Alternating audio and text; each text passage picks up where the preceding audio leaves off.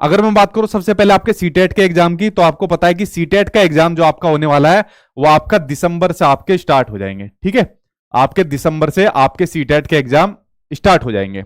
अब रही इसके नोटिफिकेशन की बात, तो देखिए नोटिफिकेशन इसका डिले नहीं हुआ है। ठीक है, नोटिफिकेशन इसका डिले नहीं हुआ। एक तो ये है जब से पेपर ऑनलाइन होना शुरू हो गया है तो जो डिपार्टमेंट के लोग हैं उनके ऊपर काम का बहुत ज्यादा लोड बढ़ गया है। पिछली बार भी अगर आपको ध्यान होगा, जो बच्चे पहले तैयारी कर रहे थे, तो जो एडमिट कार्ड भी है ना वो भी सिर्फ 4-5 दिन पहले आया था। जो आपका एग्जाम फर्स्ट शिफ्ट का एग्जाम था उससे सिर्फ 4-5 दिन पहले जो एडमिट कार्ड आया था। तो जो आपका नोटिफिकेशन है वो डिले नहीं हुआ, वो आपका आने वाला है। और इस वाले हफ्ते को छोड़कर अगले मतलब किसी भी दिन आपको नोटिफिकेशन देखने को मिल जाएगा। ठीक है, तो एक वीक को आप लोग छोड़ दो और इसके बाद किसी भी दिन आपको अपना सीटेट का नोटिफिकेशन देखने को मिल जाएगा। ठीक है, क्योंकि प्रॉपर इसके ऊपर काम चल रहा है अभी तक। और देखिए आप लोग किसी भी अधिकारी से बात करोगे, किसी भी अपने जानने वालों से बात करोगे जो किसी भी डिपार्टमेंट में होता है, एग्जैक्ट न्यूज आपको कोई भी नहीं देता। ठीक, सिर्फ काम का एक प्रोसेस आपको बताएगा। तो इस वीक को छोड़कर उसके बाद किसी भी दिन आपको सीटेट का नोटिफिकेशन देखने को मिल जाएगा, तब आप लोग अपने फॉर्म भरना स्टार्ट कर देना। दूसरी बात जो एक ये न्यूज है कि पेपर ऑनलाइन या ऑफलाइन होगा, तो देखिए पेपर आपका जो होगा वो होगा आपका ऑनलाइन ही आपका होगा। ऑफलाइन का कोई सेंस नहीं बनता ऑफलाइन होने का। और पता नहीं मतलब ये न्यूज इतनी जो सर्कुलेट होती है इस तरीके से, जो काफी फेक न्यूज रहती है, तो इनका रीजन मुझे पता भी नहीं चलता। पेपर जो होगा वो आपका ऑनलाइन ही होगा। और अभी जो आपका सीटेट दिसंबर में होने वाला है इस पर प्रॉपर काम चल रहा है। मतलब कोई भी डिपार्टमेंट के अंदर आपको ऐसा आदमी नहीं मिलेगा जो खाली इस टाइम पर बैठा हो। ठीक है, तो प्रॉपर इसके ऊपर काम चल रहा है। पेपर जो आपका होगा वो ऑनलाइन होगा, ना कि ऑफलाइन होगा। अब मान लीजिए दिसंबर से आपका पेपर स्टार्ट है। अब दिसंबर को जो पहली शिफ्ट होगी, अब पता नहीं उसके अंदर किसका आपका रोल नंबर पड़ जाए। एडमिट कार्ड तो तभी पता चलेगा आपको अपने एग्जाम से लगभग हफ्ता भर पहले। तो सोचो आपके पास कितना कम टाइम बचा है।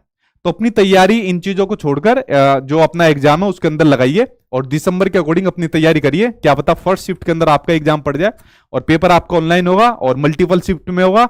और किस शिफ्ट को पड़ेगा ये आपका एडमिट कार्ड में आपको पता लगेगा। ठीक है, और कुछ समय के बाद आपको नोटिफिकेशन आपका मिलने वाला है सीटेट का। उसके बाद बात करूं आपकी केवीएस की वैकेंसी की, अगर मैं बात करूं तो देखो केवीएस से जुड़ी एक अपडेट आई है। एक अपडेट ये है कि भाई केवीएस वालों ने एक अनएक्सपेक्टेड चीज बताई है। इन्होंने क्या काम करा, जो एनुअल ट्रांसफर होने थे उस एनुअल ट्रांसफर को तो कर दिया इन्होंने कैंसिल। ठीक, और उसकी जगह इन्होंने जो एडमिनिस्ट्रेटिव ट्रांसफर है उसके लिए हामी भर दी। इसके बारे में मुझे दूर दूर तक नहीं पता था, या जो वर्किंग भी थे उनको भी नहीं पता था। ठीक है, कि जो एडमिनिस्ट्रेटिव ट्रांसफर है उसको बोर्ड करेगा।